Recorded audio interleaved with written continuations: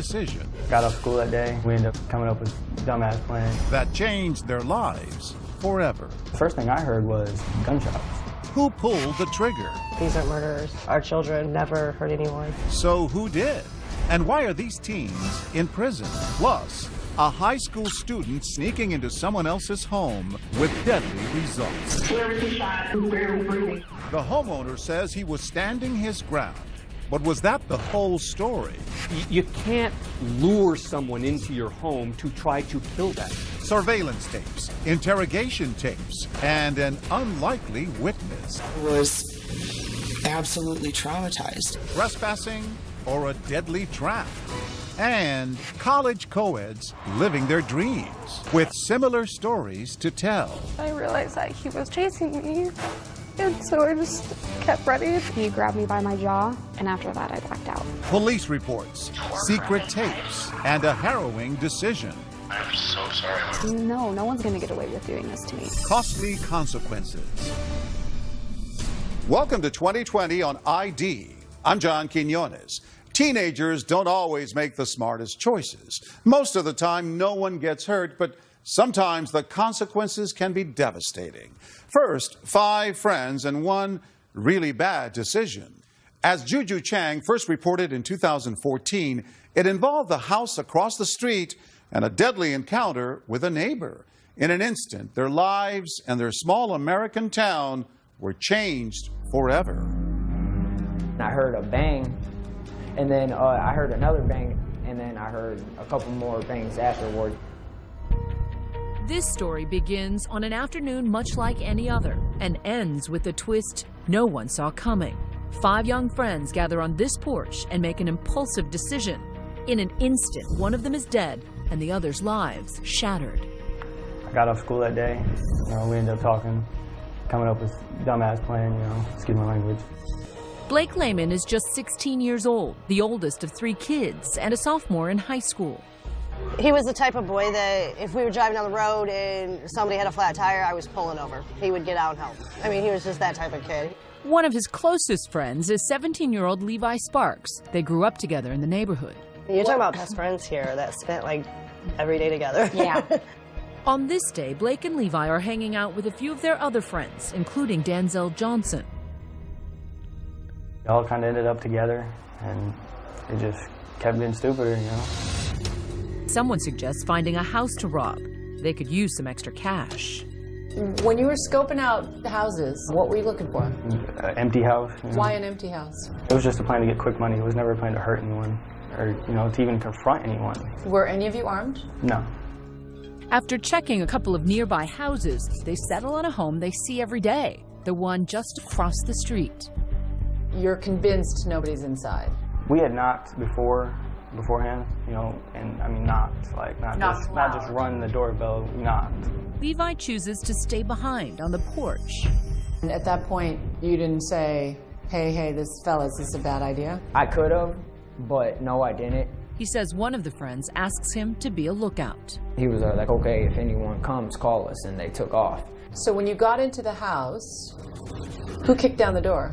Denzel. There was a boom, and my whole house shook.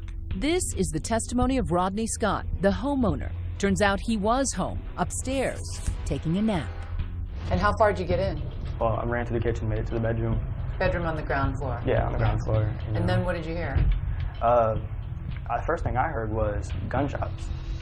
Fear comes over you, and you don't know if you're going to get hurt or if you're going to get killed. That's when I decided that I was going to fire my gun and try to trap them. As soon as the gunshots started, turn around and run away from the gun. So you were hiding? Yeah, the closet was the only space to go in the room. I was shot as I was entering the closet. Did you know you'd been shot? No. I felt something warm. I came up with a handful of blood. That's when you realized you That's when I realized shot in the I'd leg. shot. That's the out. That's the out. And the entry wound is there. And then Blake realizes something else. Denzel is slumped next to him, shot in the chest, bleeding heavily. He died in your arms? He died in between, right in between me and Jose. We're both right there next to him. I remember screaming, I'm sorry, and just over and over again. To whom were you sorry? The homeowner, I was sorry, period, It was a bad situation. I was sorry for it all. What started out as a teenage impulse has now left one of them dead. This is when Levi says his friends call him to come to the house for help. I just stepped inside that doorway, happened to look over, and the guy was holding a gun at me. And I threw my hands up, and he was already told me to get out of his house, and I said, I'm sorry, and I took off. The terrifying news that there's been a shooting on her street ricochets around the small town. Unable to reach her son, Angie Johnson starts to fear the worst. The rumor was going around the neighborhood, one's passed away, one, you know, one's living, and so it's like I didn't know if mine was alive or not. Angie is getting ready to rush to the hospital when local police tell her Blake's already been treated and released from the hospital. But the relief did not last long. Did you get to see him? No, I never got to see him. Angie soon finds out her 16-year-old son is in police custody. As for best friend Levi, his own mother takes him to be questioned. The police department called me and said they wanted to interview Levi. So I took him in, did his questioning, you know, I took him home. If she or anyone thought it was all just a tragic mishap, they were in for a rude shock. They called me and said that he had been arrested for murder. That's right, murder. Felony murder, because when someone's killed during certain crimes, in this case burglary, everyone committing that crime can be held responsible, even though none of them pulled the trigger or even had a gun. That was one of the hardest parts about the whole thing, was explaining to these kids that they were being charged with murder. They didn't understand. I didn't really comprehend it. I didn't put my mind around what I was really about to go through. Okay, murder, maybe, okay, they don't know what happened. You know, maybe they think we hurt him. So my thought was still, okay, it'll get cleared up.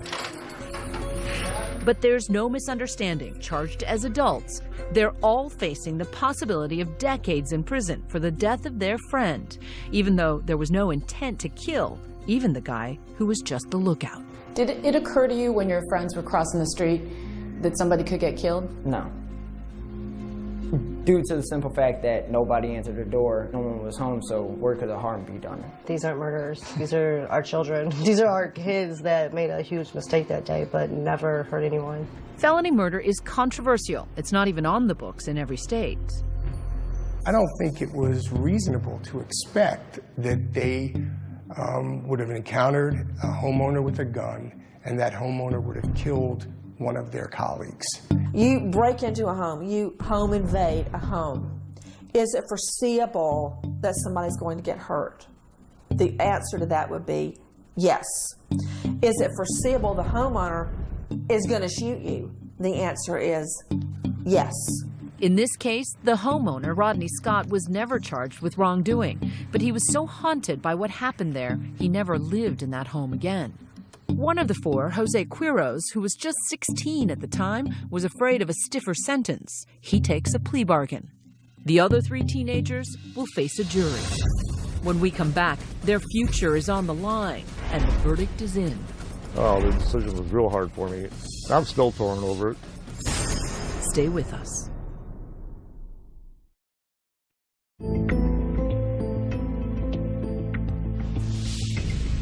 On one day, with one bad decision, the lives of four teenagers in Elkhart, Indiana were forever changed. Was it worth it? No, absolutely not. They knew they'd made a costly mistake, but no one could imagine how high the price. Do you feel like it hasn't hit you? Yeah, it hasn't hit me yet. Their friend is dead, and they are on trial for felony murder. The trial's starting. What is your thought on how fair or not this charge is? We all should be charged for what we done that day, but nobody committed murder, so why should we be charged with it? The trial lasts just 4 days, and the verdict comes after just 5 hours of deliberation. The teenagers are found guilty of an adult crime. As a prosecutor, I did not want to send many young men to jail, but that very often is the only alternative. And here, you've got a dead body. It was a decision this juror did not make lightly. Age should have been a consideration in this one. You know, for the young kids to not even participate in the shooting and get convicted of it, that's the hard part to swallow. At the sentencing, the teenagers' loved ones react in horror as Levi is sentenced to 50 years in prison. Blake and Anthony Sharp both get 55 years. When the verdict came down, what was your reaction? I was crushed, you know. I didn't kill anyone. And now, for the rest of my life, I'll be labeled, a murderer. Their harsh sentences have drawn national attention. I think it's insane. I think it's overkill. And I think it's unjust and needs to be remedied. When I found out, it just totally crushed me.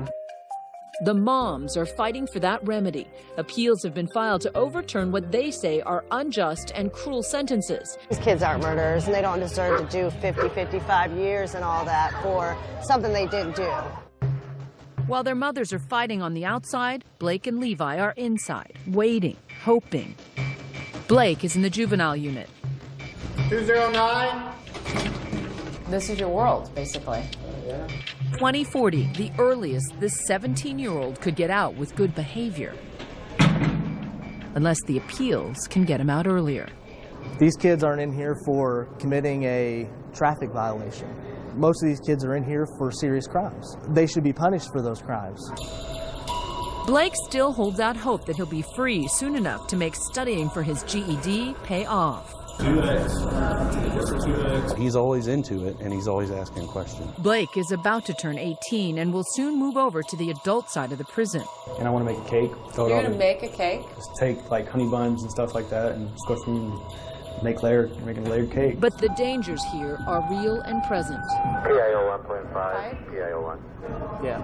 There's an incident on the adult side. All traffic weapons team assembled. 31's K1. I hate hearing that. What is it? Somebody's hurt. When you hear that tone ring out, it gives you chills because it could be you any day. An omen of the dangers Blake could face in the future. Fearing for their son's safety behind bars is another motivator for their mothers as they rally for an appeal. We want to keep the word out about these boys that are locked up and need our support. T-shirts and bracelets are sold with an ever-hopeful eye toward the future. Blake's high school girlfriend refuses to walk away and has enough hope in their future to say yes to a very important question. I actually went over to his grandma's house. She had a T-shirt for me for the boys, and it was actually an engagement ring from Blake, which was really awesome. Yeah, I've had people ask me like how I do it, or it's just, I really don't know what to say. I love him, and I'm not going to leave him when things get hard. Blake's legal team is ready for a hard fight, too. They went in without any weapons. They were hoping to find a house that was empty. They didn't have an intent to kill, in my opinion. I think the argument of just a lay person is, well, those boys shouldn't have been committing burglary in the first place. Right. Yeah. We don't disagree with that. Our point of contention is how much punishment they should receive and what they should be punished for. They were guilty of a burglary, and they should have been punished accordingly. I committed a crime. I committed burglary, Serious things did happen, and that's partly my fault. Danzel's gone, His mom lost a son. I mean, I'm not saying I don't deserve time. Where did it all go wrong? Man, I couldn't, I guess just the bad, just not being a follower, not a leader, I think. Peer pressure was definitely at play here, a very teenage vulnerability. The juvenile brain continues to develop throughout adolescence precisely in the areas that govern judgment, the exercise of reasoning, weighing risks. Not everyone believes that's an acceptable excuse. Very often, as a prosecutor, I would see, especially teens, when they're in a group, they tend to do things they may not do on their own. Would you feel menaced if you woke up from a sound sleep and you came downstairs and found 5 men? I think the answer is yes. However, the highest court in the land has already ruled that juveniles shouldn't face the death penalty, nor life without parole, because their brains just aren't fully developed. But even tough-on-crime former prosecutors like Nancy Grace say there were other options. Frankly, the sentence disturbs me. This case could easily have been pled down to a voluntary manslaughter with a sentence of 15 years, and they would have done hard jail time, 7 to 10 years, and then still had a life to live. For Blake, life behind bars continues. He's now 18. With no warning, he's told to pack up his things. He's moving to the adult side. Caught me off guard. I was about to go sleep. The sergeant came and told me. He said, pack your stuff up. They act like they're not scared. They act like they're Superman. But underlying, you can tell by the look in their eyes that they're a little intimidated. I wouldn't say afraid, I'd say anxious. It's just the environment. I get put into some crazy place, and so I'm worried about that, but I think I'll be all right. But while the walk from the juvenile housing unit over to the adult side may be short, it's miles away from the world he's known. And his new cellmate has a few words of advice for the new arrival. Meet a few people, don't meet too many people. Just try to get in time cut to go home. His best friend Levi, who stayed back on the porch that day, is already on the adult side. Hanging out with the wrong crowd here will probably get you into a bad situation. What's the hardest part about being locked up? Being behind bars ain't nothing like being on the outs. This is constantly what we see every day. It's depressing. Horrible. Show me your ink. All right. Let's see. His time in prison now literally written on his skin. Tattoos he illicitly got while behind bars. The hourglass, it's broken. That'll show that it's wasted time. And that's your sentence, Yeah, 50 years. Levi's cellmate is 40 years plus older than he and doing 65 years. I'm here for the duration. For now, their lives are still on hold. Freedom could still be years away, unless their mother's fight is successful. Today, they've made the 5-hour drive to Wabash to see their sons. And I feel like if we're not visiting and showing them that we're out here still fighting, still caring, that they're going to lose that hope and that faith. He doesn't know I'm coming, and this is what's even better about it. Excitement and emotions bubble up as they arrive, smiling as they walk through a gauntlet of barbed wire. Oh, I'm so excited. There's Blake. Hi, honey. The rules dictate you can only hug at the beginning and end of each visit, and the moms take every effort to make even the slightest contact with their sons. It's also a reunion for Blake and Levi. The two friends haven't seen each other in months. It's good. It's good to see him. You know, good to see he's doing good. I've been trying to send word to him, tell him that I say hey and I love him. Here, honey, you get over on this side. There's time for a quick photograph. They're allowed one per visit. But before they know it, Blake and Levi have to return to the world behind locked doors. All right, bye-bye. I will see you in a couple weeks, okay? Though they can't undo what began on the porch that fateful day, the mothers continue to be mothers. We're going to fight with everything we have. The Indiana Supreme Court later overturned the felony murder convictions of Blake Lehman, Levi Sparks, and Anthony Sharp, and instructed the trial court judge to re-sentence them as adults on the charge of burglary, which carries a sentence of 6 to 20 years. Blake and Levi earned their GEDs in prison, and as of 2015, are able to see each other on a daily basis. Blake and Catherine Husky still plan to marry. Up next, a late-night intruder and a deadly encounter. But was it random or something far more calculated? He had said he had been sitting up for 3 days. When we come back.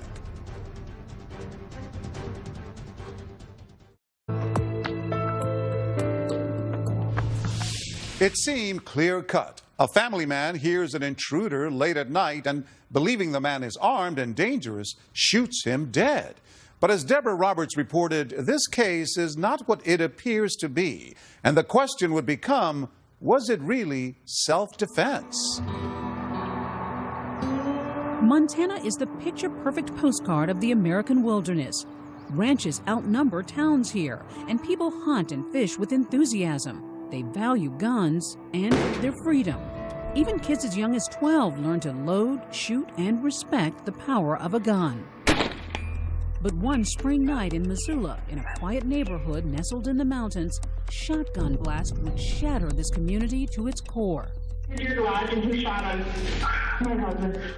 On the phone, Janelle Flagger calling 911 after her common-law husband, Marcus Karma, shot dead a teenager in their garage during the early morning of April 27, 2014. Where is he shot? I don't know. He's breathing. It sounds he's barely breathing. The person bleeding to death, 17-year-old Diren Didi, a foreign exchange student from Hamburg, Germany. Didi played soccer at Big Sky High School and, according to friends and teachers, seemed to fit in well in his new American setting. But on the night of the shooting, he entered Karma and Flagger's garage, possibly looking for alcohol. Marcus Karma and his young family had moved to the upscale Grant Creek neighborhood a few months earlier. But they quickly found out it wasn't as perfect as it appeared. The couple claims they'd been burglarized twice in the 2 weeks before the April 27th shooting. They reported the second one to police. No one had been caught. So when Darren Deedy walked into their garage that spring night, Karma and Flagger say they thought the burglars were back. Karma told officers he shot Deedy in self-defense under the Castle Doctrine, which permits homeowners in Montana and other states to use deadly force if they believe there's impending harm or a threat. Certainly it's easy in retrospect to question what other things he could have done, but at that moment, he believed he had no other choice. It seemed an open and shut case, but it would be far from that. The day after the shooting, police arresting Karma for deliberate homicide. The incident, prosecutors allege, wasn't self-defense, though Deedy didn't know it at the time. They say he walked right into a trap. You're going to hear lots of things that show that this case was not justifiable use of force. When the case made it to court, the question for the jury: did Karma truly feel his life and home were in danger?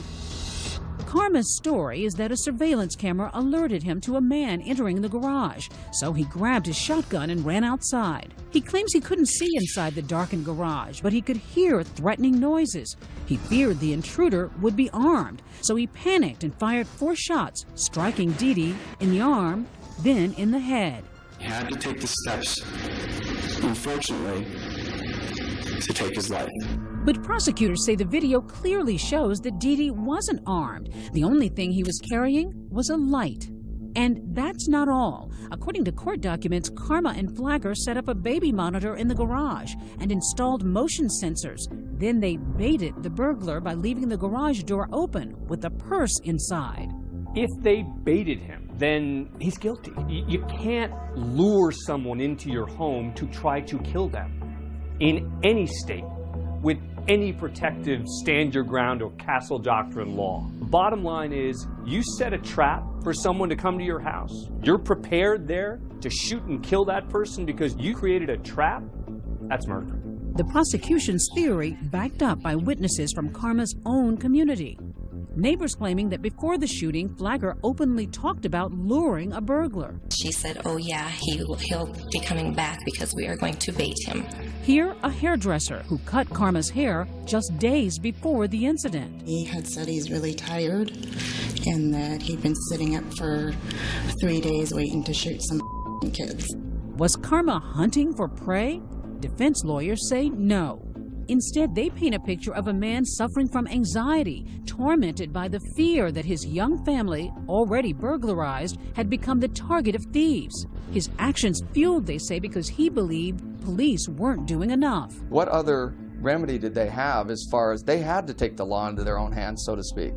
The one witness who should have helped Karma most, his common-law wife, perhaps doing the greatest damage. Prosecutors deciding to call Janelle Flagger to testify about the night of the shooting. She reportedly told police the teenager cried out, "No, no, wait, please," before Karma shot him. Now on the stand, she's saying that didn't happen. I was absolutely traumatized. I mean, I was being asked questions within a half an hour of holding somebody's brain in my hand. As the trial progresses, it becomes clear it isn't just Karma on trial. It's the Castle Doctrine itself. Robbie Pazmino, a foreign exchange student who was with Deedy that night, says they had no idea that walking into someone's garage could turn deadly. No one told us that you could be shot if you went inside a garage because we don't have that kind of rules in our countries. In Germany, Deedy's death took on a life of its own. Hundreds gathered at a memorial service to say goodbye to Deedy and demand justice. But back in the courtroom, the case coming down to the life of a teenager, tragically cut short. Did he deserve to die for his transgressions? No. For making mistakes teenagers make? No. It would take jurors just 8 hours to convict Marcus Karma of deliberate homicide. Find the defendant guilty. For Deedy's parents, the conviction brought closure. The jury took its time. I think they did a great job, and at this point, the only feeling is relief. And for neighbors in this quiet Montana town, a hope that once again justice and peace will soon return. Marcus Karma was sentenced to 70 years in prison. As of 2015, he plans to appeal his conviction. When we come back, accusations of rape on a college campus. I started screaming. I was like, "Get off me, please get off me." And I said, "I don't want to." And after that, I blacked out. And 3 women fighting for justice. I'm so sorry. No, no one's going to get away with doing this to me. Stay with us.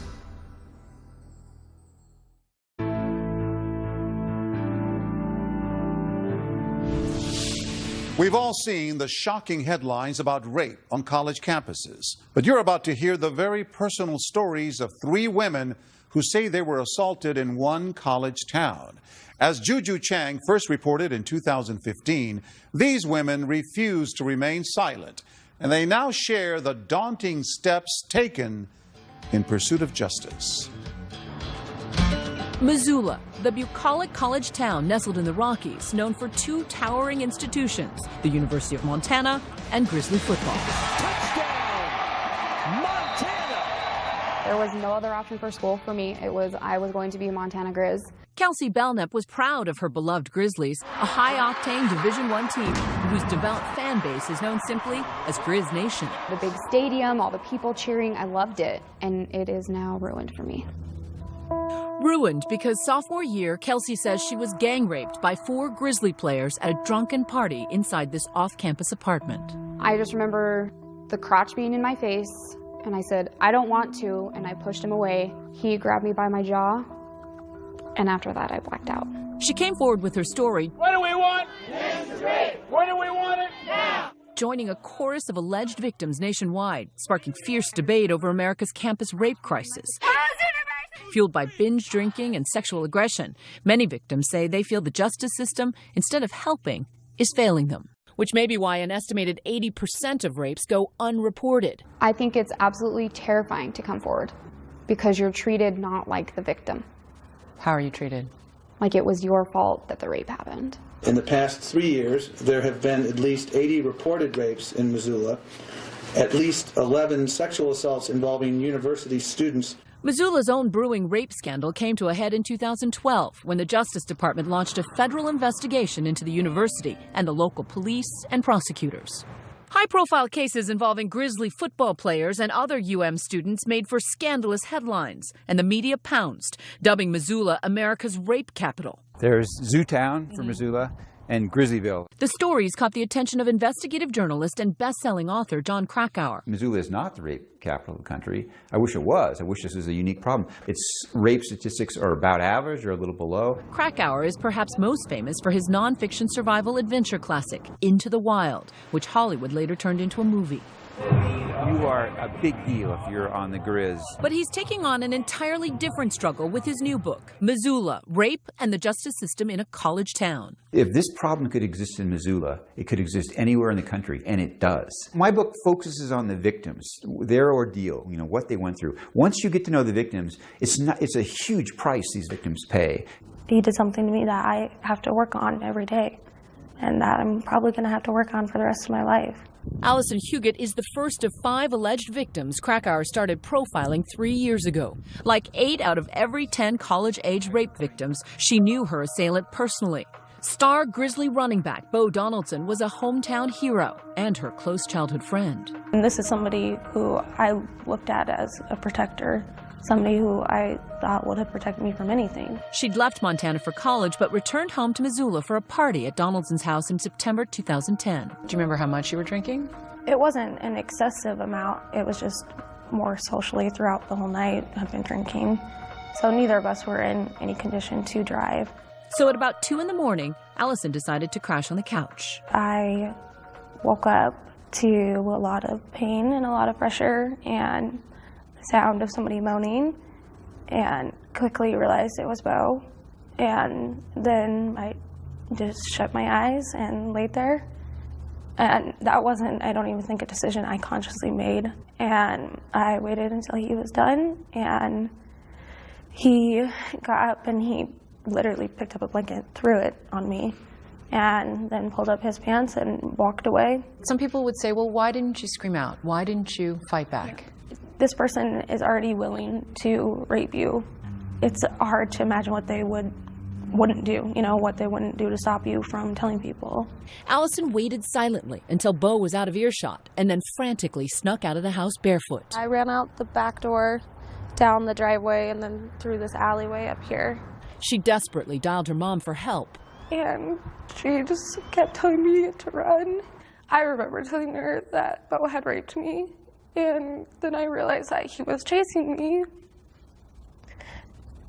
And so I just kept running and pushing him off of me. Allison says Bo was begging her to come back, to not tell anyone, but he finally let her go. It was such a state of shock. I just needed to get away from him and to somebody that was going to get me to a safe place. She went to the hospital and had a rape kit exam, but she didn't want the police involved. I knew that going forward with that would be a huge ordeal, and him playing for the Grizz maximized it by 100. Instead, she decided to do her own detective work. The morning after, as miserable as she was, she and her friend decided, you need to get a confession. You need to tell Bo that if he doesn't come and apologize tomorrow morning, you're going to go to the cops. So she invited Bo over to her mom's house and hid an audio recorder between the couch cushions. I'm so sorry we were laying on the couch. I was obviously completely f***ed up. I've heard stories before about how hard it is to charge somebody with rape, and in general, I just didn't want to be questioned. We were making out on the couch. We were laying on the couch together, started doing stuff. No, we weren't. No, I never ever once remember ever making out with you or any of that. Bo eventually changed his story. You took complete advantage of me. I did. I did. I'm The only sorry. reason I even felt comfortable sleeping there is because I've known you since you were first grade. That's not me. I can't blame it on alcohol because that's not right. It's something that I did and I f***ed up. Do you know that you tore her up inside? Do you know how devastating that is? As a mother, that kills me. Well, that kills me. Bo was emotional, and Allison thought genuinely remorseful. I just felt kill myself that night. I was curled up on the couch in the carport with my handgun in my hand. You have no idea. Allison made Bo promise to get help. In return, she said she wouldn't call the police. If you had done this to some random girl, and she walks down to the police station and tells them, your whole life is ruined, Bo. You're going to jail. Can't you just see the Missoulian? Another Grizzly football player in trouble. Rapes girl. More than a year passed, and she was still plagued by nightmares and anxiety. I started acting crazy, in my mind feeling crazy. I wanted to pay people to hurt him, and that's not my normal character. She says she knew Bo wasn't getting the help he'd promised to seek, so she finally called the cops. They arrested Bo, got their own videotaped confession, and the wheels of justice began turning, very slowly. If you didn't have two taped confessions, how difficult a case would yours have been, do you think? Very difficult. That would be my word against his. In the meantime, the local paper reported on 2 other alleged incidents of rape by Grizzly football players, including Kelsey Belknap's alleged gang rape. I was in a relationship, lived with someone. I never once walked in there saying, "Hi, this is the first night that I've met you. Now please have sex with me." Kelsey was celebrating the end of finals with drinking games at that off-campus party in December 2010. She said she took 8 to 11 shots of 99 proof alcohol within an hour. And then next thing I know, I'm in a bedroom. I don't remember bits and pieces until I had a penis in my face. She told police she pushed the first player away, saying, "I don't want to," but he forced himself on her. What followed, she says, was a gang rape by 3 additional Grizzly football players. Is there a possibility that they thought you were consenting? I don't know what they're thinking. I'm not a mind reader. Do they know what I was thinking? Kelsey went to the hospital. Hours later, she still had a blood alcohol level nearly 3 times the legal limit. She immediately called the police, but she says she was surprised by their reaction. When I left the police department, I walked away feeling like it was 100% my fault. Why? They made it seem like it was alcohol, that it was my fault that I had drank too much, and if I wouldn't have drank too much, it wouldn't have happened. And do you feel that's true now? Absolutely not. Alcohol didn't stick a penis in my face. It was the people that did that. When we come back, nothing will stop Kelsey from pursuing justice. Not even the cops telling her that her own words just might sink her case. As for Allison, she uncovers an explosive new detail. She may not have been Beau's first victim. I started screaming. I was like, get off me, please get off me. And I was pinned down. There was no way I could get up. Stay with us.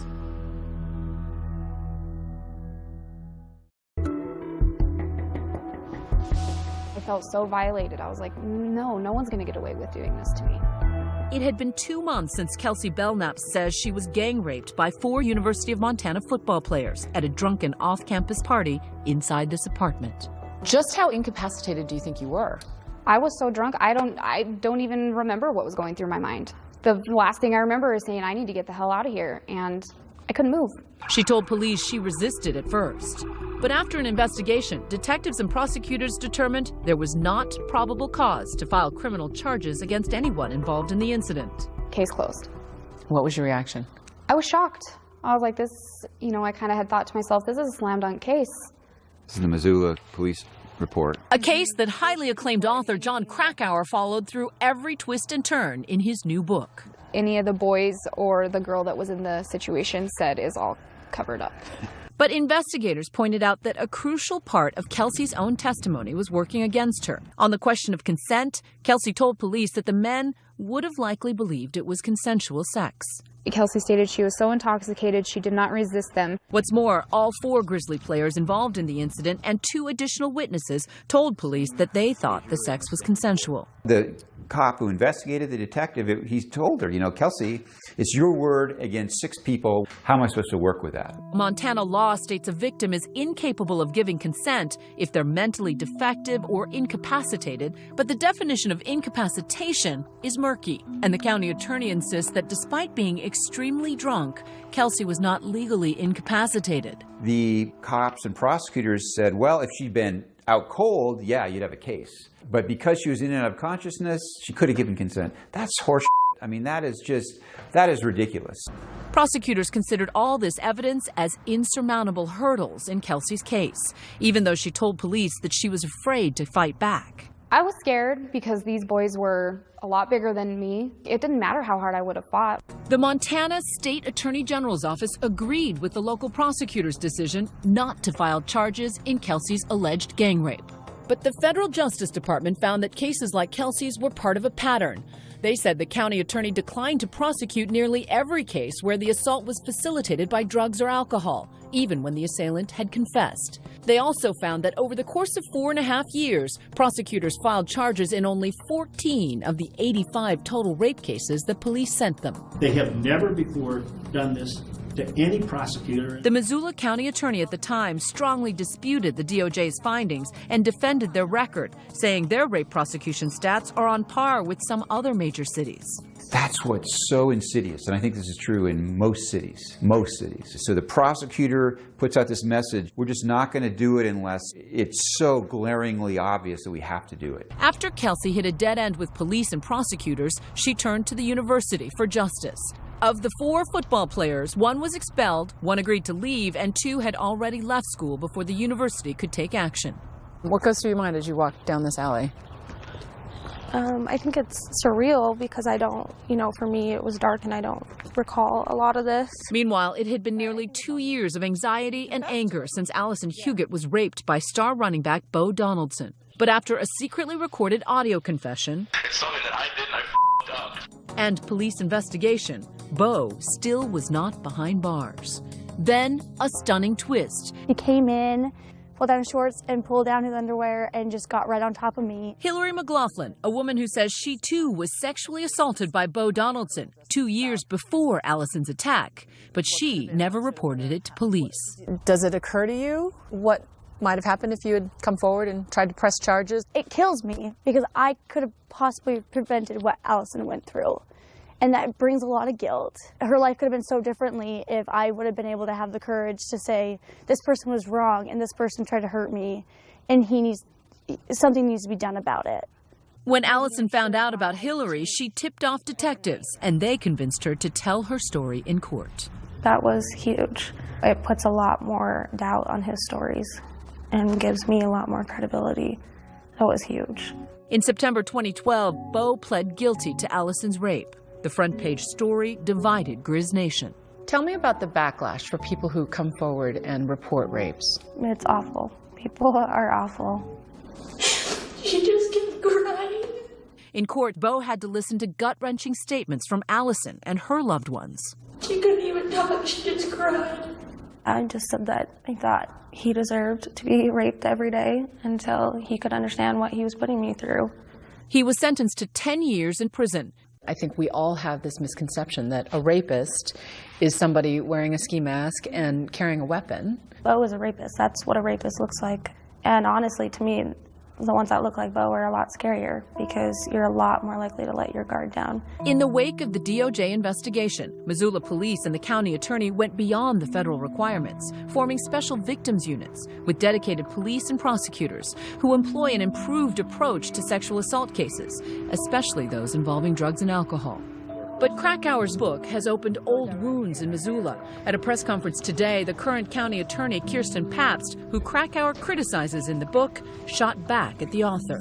While the charges that the author has made against me, my office, my predecessor, are inaccurate, exaggerated, and unnecessarily personal, he is correct in that our investigation and prosecution standards needed to be improved. As for the university, among a host of other reforms, the athletic department created a new code of conduct that directly addresses sexual assault. Missoula is a much safer place for women now than it was when I first started looking at it in 2012. But for Krakauer, the most important outcome of shining a spotlight on Missoula, he says, is that it finally gave victims a voice. More and more women are seeing their strength in numbers. You know, the rapist's greatest weapon that they use against victims is silence. I'm sick of being silent. And I feel like I can be a voice for so many people who don't have that chance to be that voice for themselves. As of 2015, Bo Donaldson remains in prison. He's eligible for parole after serving 2.5 years of his 10-year sentence. I'm John Quinones. Please join us.